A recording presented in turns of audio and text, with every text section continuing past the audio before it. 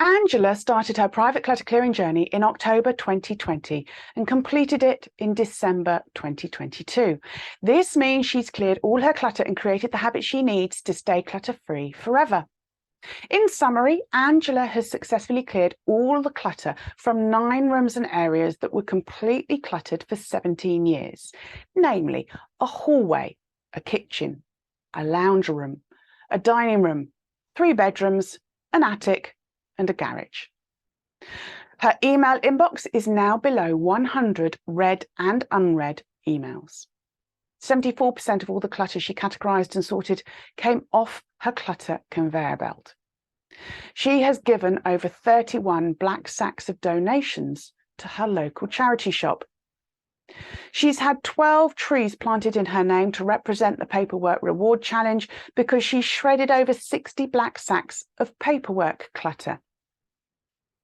Angela discovered in step 1, after completing the stock take, that she had 2 fully stocked freezers in her garage that could all be donated to food banks because she wouldn't be able to use it all before it went out of date. She also donated dozens of cleaning products she had bought in bulk from the cash and carry. With the weekly shopping challenge, Angela started saving over £80 or $95 a week by the end of step 1, which covered the cost of her monthly private journey membership. As a direct result of doing her weekly paperwork clutter clearing sessions, by the end of step 2 of her journey, Angela had cancelled 3 monthly payments and 2 annual payments on her bank account that she didn't even know were being taken, and which saved her a further £350 or $420 a month. They were 1 club membership, 3 magazine subscriptions, 1 health insurance that was covered by another health insurance.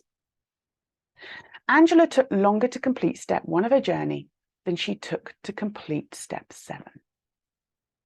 By the end of her journey, Angela had saved enough money with the weekly shopping challenge and paperwork sessions to get new flooring throughout her house and to have fitted furniture put into her spare bedroom to create a home office. Angela decided on her journey that she didn't want to have friends and family visit her for meals, instead preferring to treat them to meals out. Not only did she find that less stressful, it also enabled Angela to turn her dining room into a craft room.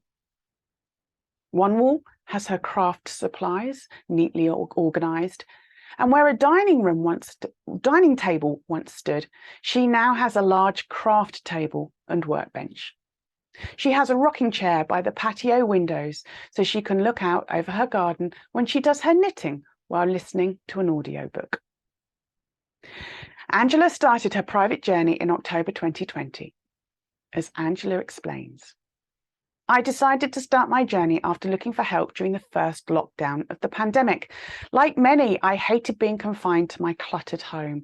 And for the first time in years, I realized just how much shopping I did to get away from my clutter. I found Clare and Clutter Clearing on YouTube. It was her top tip video about how to overcome the overwhelm, which just made so much sense. So I signed up on the website and started getting her emails. I struggle with being around people who I don't know. I prefer to get to know people one-to-one before meeting them as part of a group, which is why Clare's videos were so helpful.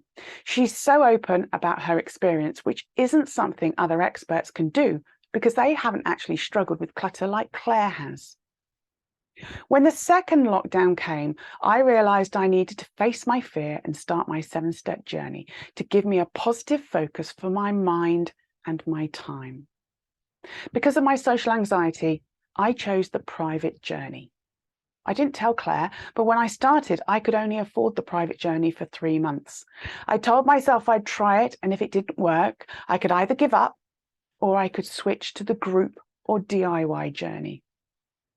I hadn't anticipated that even just doing the door sheet exercise in step 1 would make me realise just how much I was spending on things I didn't need to spend money on, and I was shocked.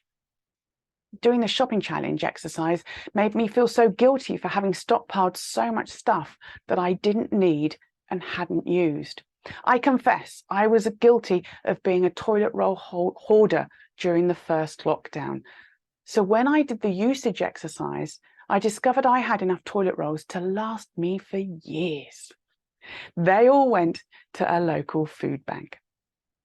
I actually started saving money really quickly on my journey before I even finished step one.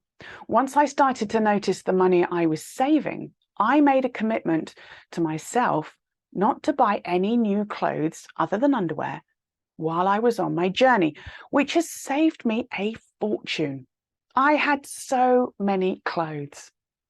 I took Claire's advice and I now put $80 a month into a savings account for clothes. Over the last 2 years, I've saved over $1,900 for new clothes. Who knew putting just $80 a month away while on my journey could add up to so much? It means I've got the money to buy quality clothes that will last, and I'll need fewer clothes because I'll only buy what I need. I'll also have the money for when I want to buy a special outfit for a special event, like my granddaughter's graduation this year. One of my goal rewards was to book a colours and image consultation like Claire recommends, so I can be more confident when I do buy clothes. Learning to be honest about how you want your home to be is tough. Western society and my family expect you to have a dining room and use it as a dining room. Realizing that wasn't right for me, my lifestyle and my best life, and giving myself permission to not conform to other people's expectations was liberating. I used to be a people pleaser, putting everyone else first. I'm still a people pleaser, but the person I'm pleasing is me. Being on my journey and creating a clutter-free home that I love spending time in has been such a challenge, but one I'm so glad I started and stuck with. If you want to successfully clear all your clutter, like Angela, click on the link with this video and start your 7-step journey to your clutter-free life.